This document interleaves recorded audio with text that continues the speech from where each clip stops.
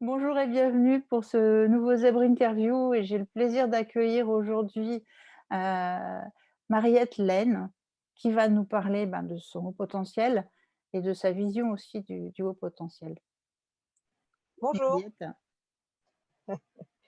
bonjour à toi, bonjour à tous. mmh, Je m'appelle Mariette, j'ai 42 ans.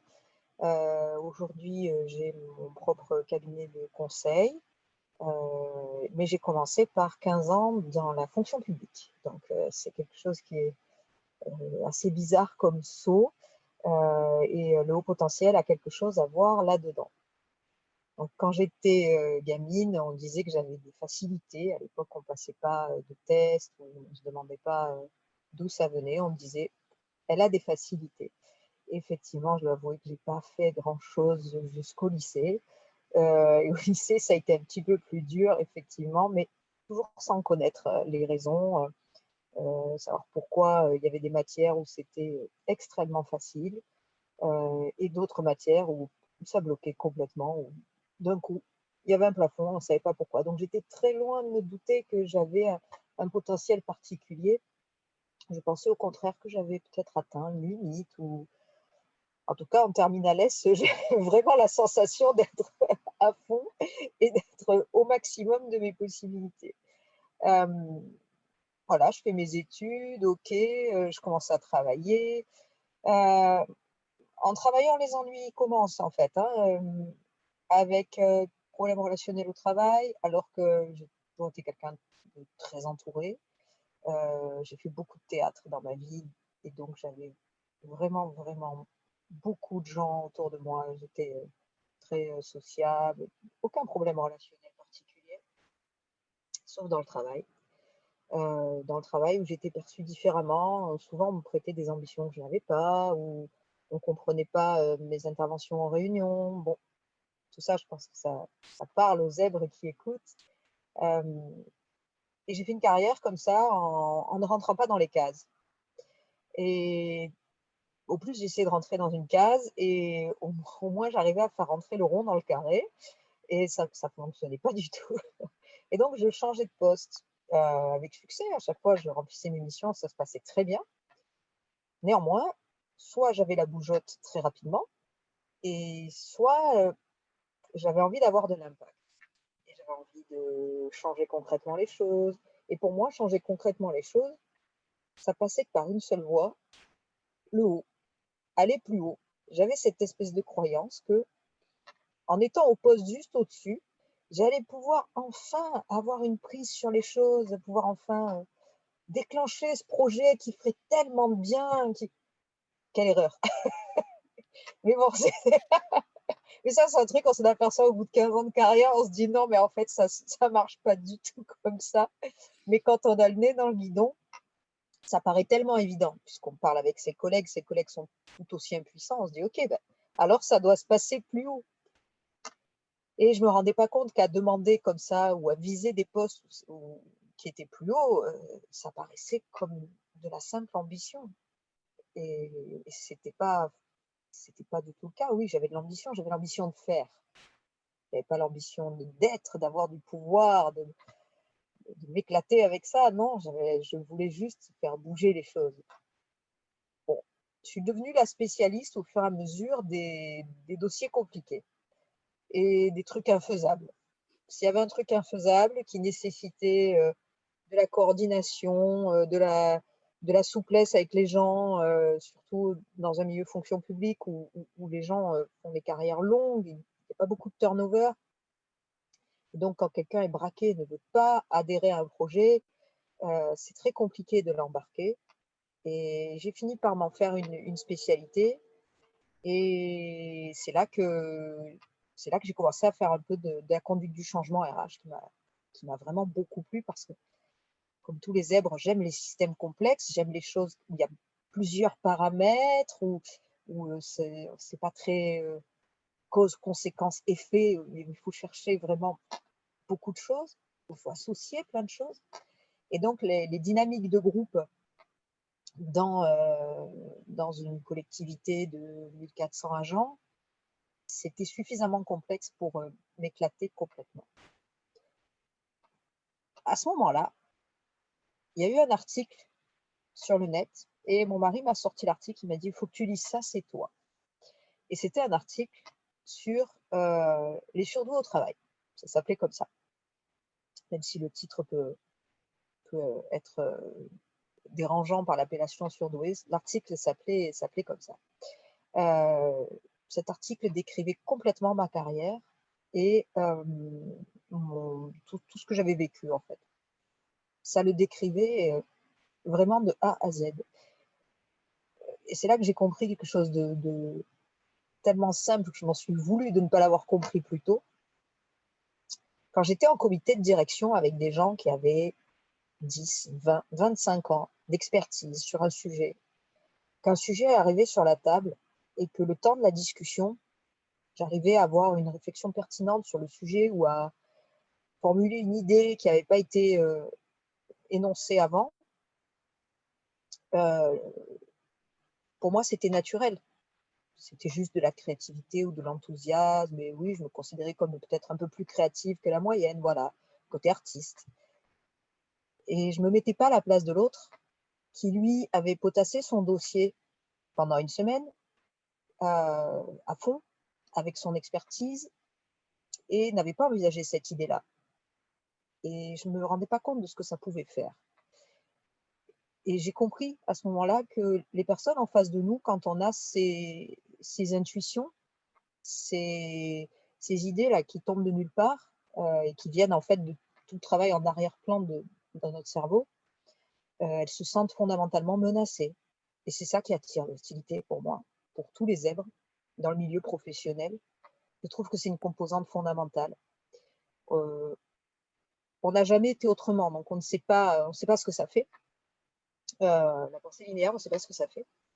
Et on ne sait pas ce que ça fait d'avoir quelqu'un en face de nous qui sort une idée en 15 minutes ou en 20 minutes, alors qu'on ne l'a pas eu avec plusieurs heures de travail. Alors qu'on est bon, ce sont des gens qui étaient bons. Enfin, en comité de direction, les gens ne sont pas là par hasard. Hein. Et donc, oui, je m'attirais l'hostilité parce que les gens n'imaginaient pas en retour que ça pouvait être spontané et ils pensaient que j'avais potassé le dossier dans leur dos. Et du coup, ils se demandaient pourquoi. Elle veut prendre ma place, elle veut se faire mousser. Qu'est-ce qui se passe? Et heureusement que j'avais un très bon relationnel qui permettait de désarmer un petit peu tout ça. Grâce à cet article, j'ai compris déjà ce truc-là. Et puis, je me suis décidée à aller passer le test pour savoir, pour objectiver. Parce qu'au bout d'un moment, quand on se demande, euh, il faut un avis objectif. Il y avait la question des enfants aussi, où il y avait la question des enfants au même moment, le plus grand saute une classe, saute pas une classe.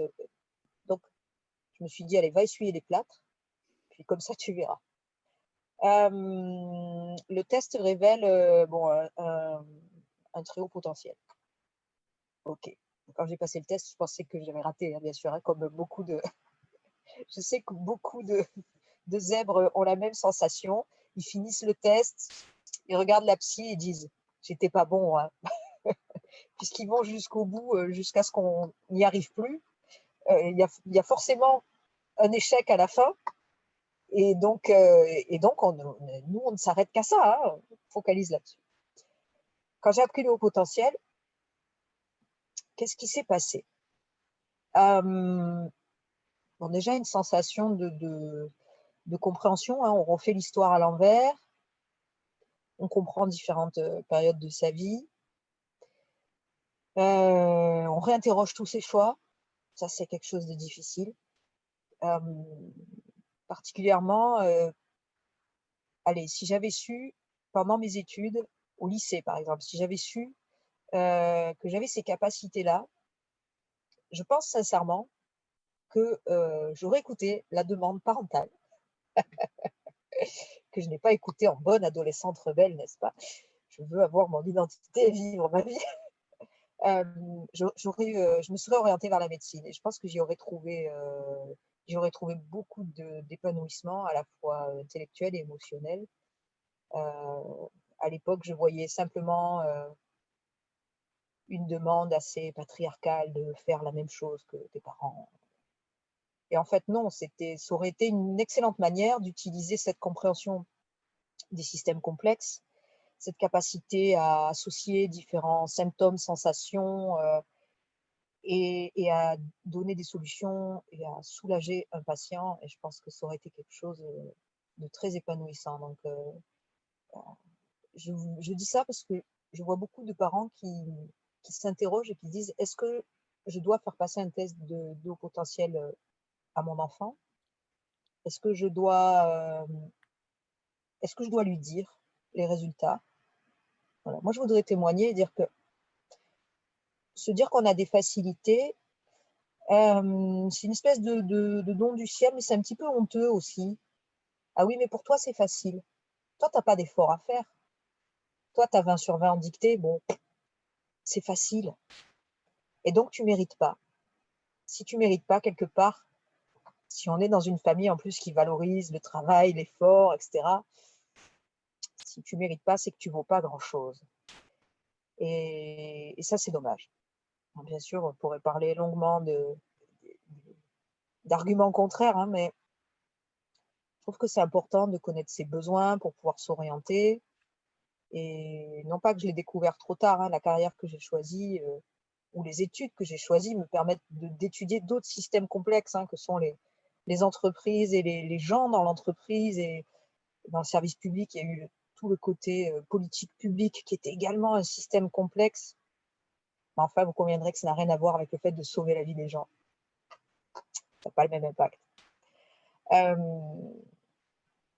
Donc voilà, ce que le haut potentiel m'a appris depuis, ben, ça m'a donné le courage d'aller plus loin, d'aller chercher autre chose. Au bout de 15 ans de public, j'ai compris que je serais toujours en décalage avec ce milieu-là, qui est un milieu de temps long. L'action publique, c'est une action longue, hein. On est forcément en train d'imaginer les choses à 20, 30 ans, mais il faut avoir la patience, et la patience, ce n'était pas ma qualité première. Et alors, Euh, comment est-ce que tu gères tes rayures au quotidien? Est-ce que ça te pose certains problèmes? Est-ce que tu as trouvé des solutions par rapport à ces problèmes? alors, il y a eu plusieurs passages.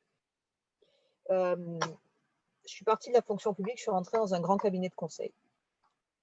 Dans ce grand cabinet de conseil, je pense que plus de la moitié était rayée. Plus de la moitié. Ça m'a permis de lâcher les chevaux comme jamais. Ça a été une expérience fabuleuse pour ça, parce que on choisit plus ses mots, c'est pas la peine. On lance une demi-idée et les 3 personnes qui sont en face intuitent tout de suite, rebondissent, stimulent, renvoient, vont chercher plus loin l'excellence, etc. Quelle expérience! Quelle expérience de enfin lâcher vraiment le moteur et le laisser aller à plein régime. Néanmoins, j'ai brûlé la chandelle par les 2 bouts, et c'était fatigant aussi, intellectuellement. C'était une drogue, une vraie drogue. Donc j'ai commencé par gérer les rayures comme ça, en disant: «Bah, super, tu vas sois toi-même et éclate-toi», et ça m'a permis de découvrir d'autres facettes de ma personnalité. Aujourd'hui, hem, j'ai suffisamment de moments dans ma vie où je peux laisser complètement mes rayures s'exprimer, soit parce que je suis avec des gens qui sont comme moi et avec qui je n'ai pas besoin d'adapter ma communication, parce qu'on va se comprendre à demi-mot, c'est plus facile, et une fois que j'ai fait ça suffisamment longtemps dans la journée, à ce moment-là, quand je suis avec d'autres personnes qui ne pensent pas comme moi, bah, c'est très facile d'être au diapason. C'est pas un effort. Donc voilà comment je gère les rayures. Ensuite, je nourris mon capital émotionnel. J'ai appris à me connaître par différentes techniques. Je fais en sorte de jamais avoir ma batterie vide, ou quand je sens que ma batterie va se vider, je mets un stop et je vais me nourrir. Parce qu'une fois qu'on a la batterie vide, c'est là qu'on dérape, et nous les zèbres, on dérape un petit peu plus vite, un petit peu plus fort que les autres. Donc, je gère l'émotion d'un côté et le besoin de stimulation intellectuelle de l'autre. Euh, la chose qui reste à dépasser, c'est que j'ai fini par créer ma propre entreprise et aujourd'hui, je me dis, OK, c'est bien, tu as démarré toute seule, c'est parfait, mais finalement, travailler avec quelqu'un, ça pourrait être bien. Et là, on revient sur, oui, mais qui? Est-ce que je vais chercher mon semblable? Donc, est-ce que je vais chercher un zèbre pour m'associer? Est-ce que je vais monter une entreprise classique et avoir des employés? Je crois que j'ai pas fini de m'interroger sur la gestion des rigueurs. D'accord. Est-ce qu'il y a des choses qui t'ont aidé particulièrement? Euh, le fait d'avoir pratiqué l'agilité comportementale, là, ça m'a aidé parce que ça m'a aidé à me connaître, ça m'a aidé à m'adapter aux autres et ça m'a surtout aidé à comprendre qu'on était exactement pareil que les autres, qu'on avait exactement les mêmes besoins psychologiques.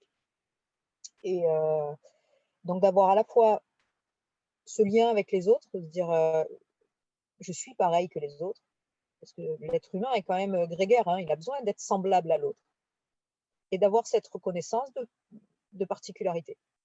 Ok, chacun a sa particularité, la mienne c'est ça, et je me concentre surtout sur la manière dont j'accompagne mes deux garçons.